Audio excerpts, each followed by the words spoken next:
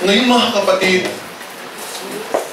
ang paalala po yun sa atin, kung meron po tayong mga bagay-bagay na ginagawa, mga bagay-bagay na hindi po natin na isusurrender sa Panginoon, isurrender na po natin. Dahil hindi po natin alam kung anong oras ng pagdating ng Panginoon.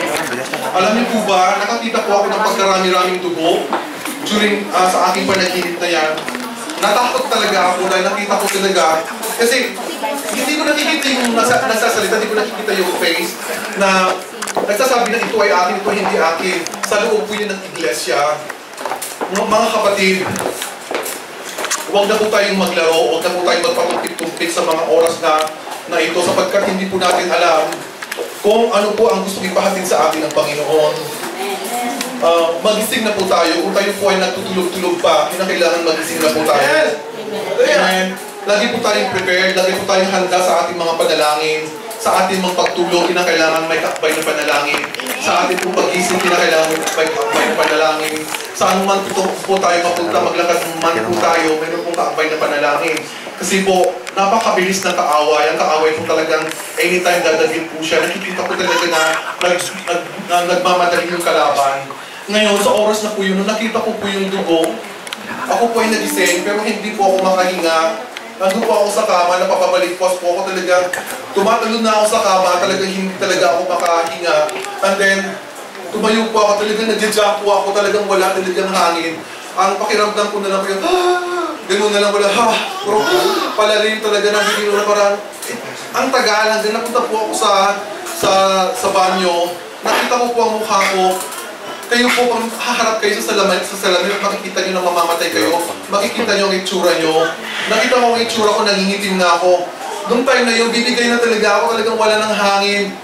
Kinakailangan, I want somebody to tap my back, pero wala talaga. Imagine, nagtatalon ako, lumagapak po ako doon sa tabi ng exercise machine, pabagsak. So, pagbagsak, I think tumama yung aking likod. So, that's the time na nagkaroon po ako ng hangin, na I think ang Panginoon talaga, hindi talaga niya hahayaan na ang kanyang anak ay mapupunta sa ganong sitwasyon. Sapagkat ipinapakita ng Panginoon na ipakita mo, sabihin mo, ang dapat kong ipabatid sa mga kapatiran. Hindi lang po ito para sa mga kapatiran. Kasi sa lahat po ng mananampalataya at sa lahat po na hindi pa nakakakilala sa Panginoon. Huwag po tayong magpasala na papunta po tayo doon sa bagay na sasalahin tayo na tayo po yung mga lapat na hindi po tayo mapapakinabangan. So, hallelujah kasi binigyan po ako ng Panginoon ng another life. Nasabihin po yung panaginip ko upang sa ganoon maging warning sa ating mga kapatiran. Kung mayroon po sa isa man sa atin dito na nagtutulog-tulog at gumagawa pa rin ng bagay na instead na magpugit sa Panginoon, inuuna yung mga bagay na pinupuri ang iba. So, dalawang klase lang po yan.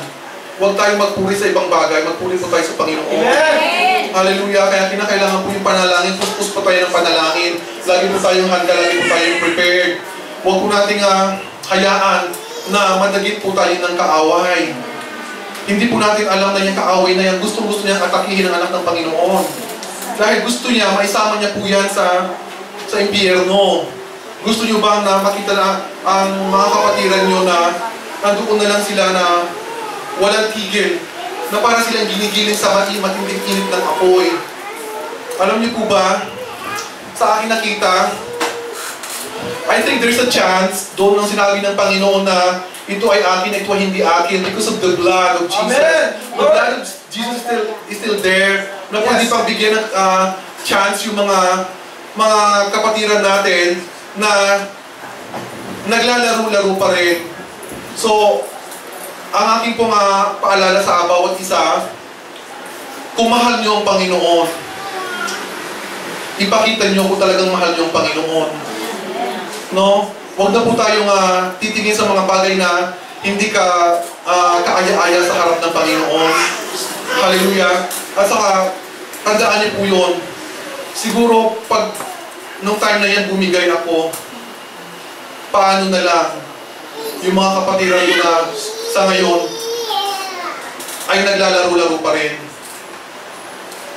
So, God is good kasi nagbibigay ang Panginoon ng mga babala. So patuloy po tayo mag-aral ng salita niya. Napakaganda po na umatan tayo ng Bible study. Isa po yun na isang very powerful talaga na doon natututo tayo. Ipinapakita ng Panginoon, ipinatataman ng Panginoon yung mga warnings. Kasi nandito na po tayo sa last days. Puro na po yan babala. Upang sa ganoon, magpatuloy tayo. Huwag po tayo aatras. Kinakailangan po talaga nga magpatuloy tayo.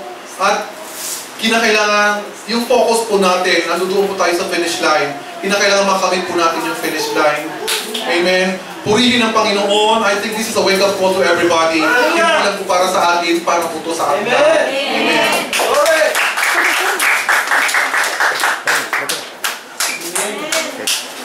Importante.